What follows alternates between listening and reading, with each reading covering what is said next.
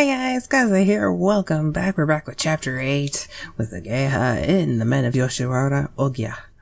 So, last time we were caught... Okay, we did a quick recap there too. We got caught with Asagiri. Ageha was crushed to see us with him after spending the night with Asagiri. So he ran away, we chased him, we had a heart-to-heart talk, and we kinda got over things. And oddly enough, there was a random corpse found in the street, so I don't know how that's going to play into the story, other than keeping us away for a while. But we have told Ageha we are planning on buying him, but that was the extent of us telling him things. We didn't mention anything about the chastity issue, so yeah. I guess he really doesn't know what goes on there. So, anyway, let us continue on with chapter 8, Blessing. I lie down in bed, feeling awfully sluggish. From the lack of sleep, perhaps, I wiped my burning eyes with my arm. It was a miserable situation. In the end, I hadn't lost my chastity at all. However, I couldn't let either Ohgiya or my mother know that. I fiddled with the stick of incense Ageha had given to me. Ageha. I thought about him longingly while I muttered his name. For some time, I closed my eyes and just relaxed. Musashi, are you there? I'd like to burn this. I am here. His deep voice sounded from outside my room. I handed him over the incense from the pouch. Soon enough, the sweet smell of flowers filled the room. It smells nostalgic. I wonder what it's from. Jasmine, I believe. When you were little, your mother used to have some in the garden. Really? Musashi collected the incense supplies and bowed at the door. His rough face was impossible to read. I had a report to your mother earlier. She was pleased to hear everything went well. At first I wasn't sure how to respond to him. Obtaining the lie was my top priority. Thank you, Musashi. You did well. I've done nothing. Musashi hesitated and took a deep breath. You waste thanks on me. Please, get some rest today. He quietly left, leaving me in my room all alone. I breathed in, taking that sweet, refreshing scent into my nose. It reminded me much of Ageha. I can't wait to see you again, I muttered to myself as I closed my eyes. Surrounded by his favorite fragrance, I fell into a deep sleep. That afternoon, my mother came to visit me in my room. Ooh, mother. Hi, mother. Great. Gotta lie. I quickly made myself presentable and welcomed her. Kaze, now that you truly are a grown woman, I'm extremely proud of you as your mother. She seemed so cordial and pleasant compared to the other day. Of course, I did it for the family. Indeed, you show great promise, Kaze. I bowed my head, showing thanks, never mentioning Ageha to her. If I wanted to stay the air, I couldn't tell her the truth. I would just have to bottle up my feelings and be the daughter she wanted me to be. And so, from then on, that was who I would become. Following her instructions, I learned more and more about the family business. Those long and busy days continued for some time. All the while, I visited Asagiri and Yoshiwara despite the recent murder case. He made sure to schedule it so I never ran into Ageha at all. Not once did we sleep together, but I didn't want Ageha to find out and worry. My plans were still in motion, but next time I met Ageha, I would tell Ohgiya that I would purchase him. But one day, have you heard about the cherry tree? The one on the main street? An employee from work was rambling on about news and gossip. They planted a new big one this year for the spring. There's so many tourists coming in just to see it lately. But what about the murder? Wouldn't that drive them away? I guess not. All that traffic makes for a good opportunity, though, she said with a sly smile. What do you mean? Oh, well, you see, she leaned closer and whispered in my ear, according to what she told me. The gate guards weren't as worried with so many people coming and going. I know people who have sneaked out in secret, not in a runaway or anything, just for a little date or two. Really? She snickered while walking away. I remembered back to my promise with Ageha. I bet it would be as beautiful as ever. If I go with you there, I'll put a flower in your hair. Ooh, how she clever. Maybe. Kinda crude. I don't know. We'll see. I thought of the possibility made my heart race. Was this the chance I was waiting for?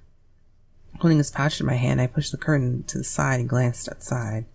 It was clear, blue skies with even the slightest chance of rain. The next morning, I woke up and left before any of the workers were awake. What the woman had said yesterday just wouldn't leave my head. I knew that if I let this opportunity go by, I wouldn't get any chance. However, as the red gates of the Inari shrine came into view, it finally dawned on me. What would going to Ohgiya this early possibly accomplish? Just then, I glanced up. Kaze? Huh? Amidst the morning mist, I found him precisely the person I had come to meet. What are you doing here this early? Ageha. I had missed him so much. To trick my mother, I had pushed those feelings aside for so long. Whenever I closed my eyes, his face was always waiting for me there. This time, he was actually real. Kaze! Ageha! The second our eyes met, it only took a moment before we were in each other's arms. Curled in his arms, I told him what I had heard the previous day. Apparently, the man probably thought the same thing, or he wouldn't be here. That the gate guards were less vigilant with all the people. For real? It does sound hard to believe, doesn't it? Just how far were we willing to go? To us, even the slightest chance was worth taking. We made our plans. We'd meet at the gate when the noon bell tolled. As the sun reached high above, the distant bell echoed loudly. As planned, we met at the gate. Crowds of visitors flocking both ways through. My eyes scanned for Ageha amongst the crowd. When we saw each other, he casually walked my way, not even trying to hide. I whispered in his ear when he reached me. Everything okay on your side? Yeah, I told him I went for a lesson. His eyes glanced nervously at the gate guard, just as I started to leave for lunch even before my sweets arrived. It must be true the guards weren't so wary after all. Let's go. Okay. He reached out a few fingers from my hand. My pointer fingers. Our pointer fingers intertwined, wrapped around each other's. Glancing at his face, it was tinted a pale red. My heart raced. Was it from the love I felt, or because we were breaking rules? It was the first time we had left the confines of Yoshiwara together. Hands locked together, we climbed the long slope to the cliffs. The sun shone brightly as we finally reached the summit. Whoa. Whoa. Fields of rapeseed.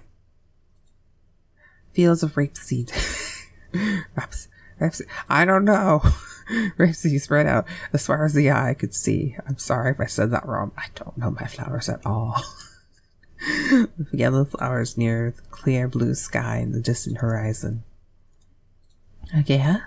He stared out transfixed, not even batting his eyes once. The light in his eyes dazzled with vibrance. So beautiful. The suns, flowers, wind, it's like everything has come alive. I know, it's spring at its finest. A smile covered his entire face. So this is the scenery you grew up with. I'm so glad to see it with you. Ageha stretched his back, reaching high up towards the soaring sun. Seeing that, I felt happy as his name, speechless. I'll let him enjoy it, so I'm just gonna enjoy feeling happy with him. I'm so happy you enjoy it here so much. Are you glad we came here together? Yeah. Being with you puts a whole new light on everything I've seen before. Really? He pulled my hand, nestling me close to his side. Let's go further that way, okay? Wait, again. With my hands in his, he raced straight toward the flower fields. Slow down. It's not proper to run like this. It doesn't matter. No one's here to see. Hurry. You're crazy. Forming a circle with our hands, he smiled and skipped around. Around the rosy? We danced like children, spinning in circles. A refreshing spring breeze blew past as we looked into each other's eyes. With smiles on our faces, we savored fresh spring air. It smells like spring. Yeah, I've never felt so close to nature before. The breeze feels so good, and the sun is so warm. It was only a matter of time before our legs tangled and we fell. Whoa! A two of us spilled to the ground. Fortunately, the resilient flowers cushioned our fall. Ageha lay next to me, reaching a hand towards my head. It's all in your hair. Yours too, it's a mess. Our smiles grew larger as we brushed flowers and grass from our hair. I know. Ageha sat up and began gathering stems around him. What is it? Just wait a minute. I watched quietly as he worked. His hand began twisting the stems, weaving them in and out. Are you making a crown? It's lovely. I've always been good with my hands. There, it's finished. Sit up, Kaze. Okay. I sat up amongst the flowers to my best to tidy my hair. With a crown of flowers in his hand, he reached out towards me. Oh, for a minute there, look at his hand still reaching towards me. I'm like, oh my god, it's coming. My head tickled briefly, and then he pulled away. It looks perfect on you. He's gonna reach out and grab us. Oh god. Does it? He blushed. His tender, embarrassed eyes glanced at me. Having those eyes on me was embarrassing enough by itself. I promised I'd put flowers in your hair, didn't I? Thank you, Ageha. I love it. Glad to hear it. Not as much as I love you, though. Oh, I love you too.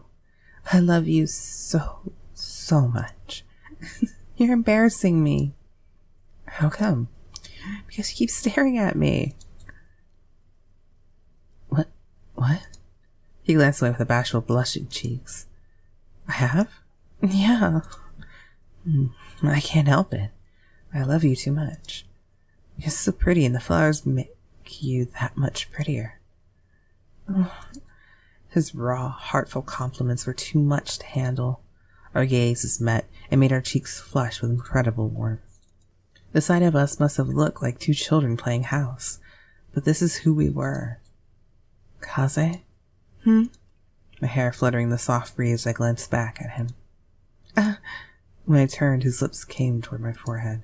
A sweet, fresh aroma filled my nose. Thank you. Thanks for bringing my dream to life. Thanks for not giving up. He spoke in a tiny voice. I didn't do anything. We did it together. This is just the beginning. Oh yeah, I'm buying you. This is the beginning. This is just the beginning. We still have so many places to go and see. Yeah. If it's not with you, I'd rather not go anywhere at all. Me too. Really? That's sweet. Huh. Weird, my eyes. Again, I brushed the corner of his eyes with a troubled smile. His fingers moist when he pulled it away. What's wrong? I don't know. Maybe it's because I'm so happy. Weird, isn't it? He continued wiping tears dripping down his face. This man is so emotional, but it's so sweet. Yet he looked happier than I had ever seen him before. It's not weird at all. Happy tears are a good thing. You think? They won't stop. Just so happy. Me too. I placed my hand on top of his fingers, wet from all the tears. But with his beady tears, I saw my own reflection. This is the start of a promising beginning. His face grew in my vision. Oh, yes, kiss. His soft lips pressed onto mine. And so we played amid the flowers, making crowns and talking about all sorts of things. In time we both got hungry. Fortunately, Ageha pulled out a handful of candy from inside his sleeve. How did that stay up in there? I think there's a pouch actually in the sleeves now I think about it. A little pouch. It's not horribly obvious. He shared half with me and we ate them together. Tired from playing, we lay down on the grass and stared out at the sky. I closed my eyes. The flowers smelled stronger than ever. The sky is so high. We stared upwards into the heavens. Meanwhile, white birds sliced through the sky, soaring far and high. To me, it represented freedom. Ageha? I asked and glanced his way when he squeezed my hand in his. As if looking towards a big, bright light, his eyes were squinted. What's wrong? Nothing. Really? I'm just a little astonished is all. Because you're so happy right now. Ageha gave it a moment's thought. He turned back to the sky and closed his eyes. This probably is the last time I'll ever smell the outside air. I know I said differently, but that's nothing more than a dream. The closer I get to deflowering, the more I have to study and learn. I glanced at him and sprouted dreary words. Since his eyes were closed, it's impossible to read his emotions. But at least I could come to this beautiful place with you this once. It'll be lonely. The strength left from his grip. I don't really want to go back. But I know if I don't, I'll cause problems for Gakuto and Utsusemi. He pulled his hand away from mine to cover his face. A tear slid underneath his palm. But it ached my heart. Seeing his pristine tears made me cry as well. Ageha, do you remember what happened at Ohgiya? Huh? He glanced at me, his tears pausing for just a moment. About the thing with Asagiri. The truth is, I'm the same as you. I've never been with anyone of the opposite sex. Huh? His wet eyes bulged open in surprise.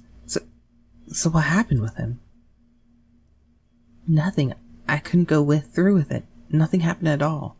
I only tried because I learned you have to be experienced to deflower a courtesan. Huh? But I just couldn't do it. I can't stand the thought of being touched by anyone but you. Wait a second.